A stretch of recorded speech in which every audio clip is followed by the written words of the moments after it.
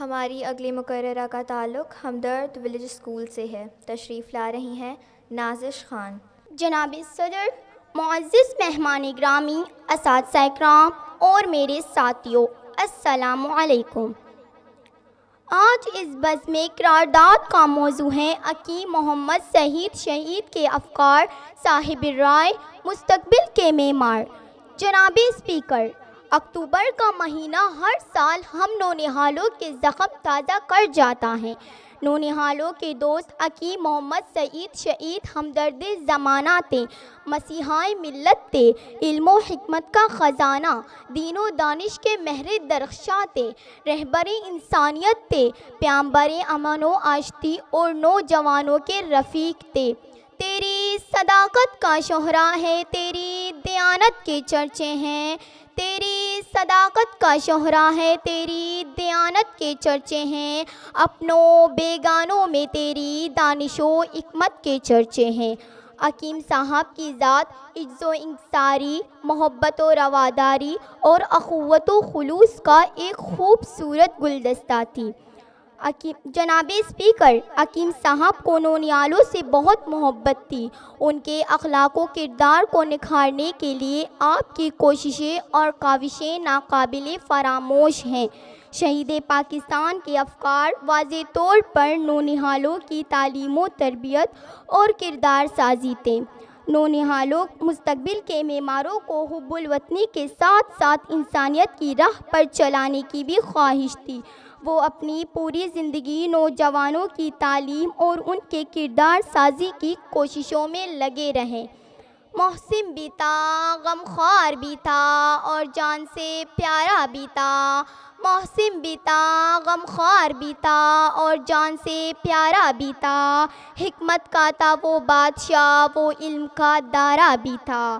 جناب اسپیکر، حکیم صاحب نے نونہالوں کی اخلاقی و روحانی پرورش پر زور دیا، انہیں قومی اور سماجی ذمہ داریوں سے نمٹنا سکھایا۔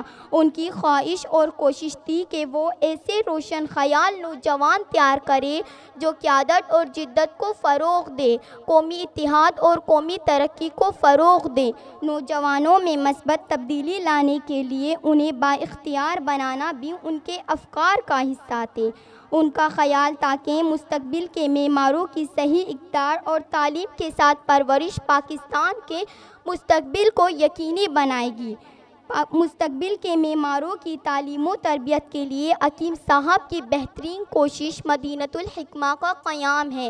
یہاں سے فارغ التحصیل اپنے اپنے شعبوں میں کارروائی نمایاں انجام دے رہے ہیں۔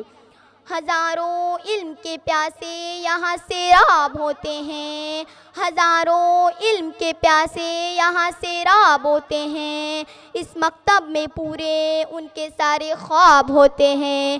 جناب اسپیکر، مستقبل کے معماروں کی بہترین اخلاقی پرورش، ایمانداری، محبت اور ہمدردی جیسے اقدار حکیم صاحب کی شدید خواہش تھی۔ وہ علم کے ذریعے نوجوانوں کو بااختیار بنانا چاہتے تھے، ان کا پاکستان کی ترقی کو مزید آگے بڑھائے۔ جناب صدر، شہید پاکستان کا مقصد ہی انسانیت کی خدمت تھا اور ان کی شہادت کی وجہ بھی۔ حکیم صاحب کی ہدایت اور روشنی سے محروم ہوئے کئی سال گزر گئے اور جیسے جیسے وقت گزرتا جا رہا ہے اس نقصان کا احساس اور زیادہ ہوتا جا رہا ہے۔ اس نقصان کی تلافی تو کسی صورت ممکن نہیں، مگر ہم یہ کر سکتے ہیں کہ حکیم صاحب کے خیالات کے مطابق چلیں، ان کے کتابیں اور تحریریں پڑھیں، ان کے افکار و مقاصد کو ہر جگہ پھیلائیں۔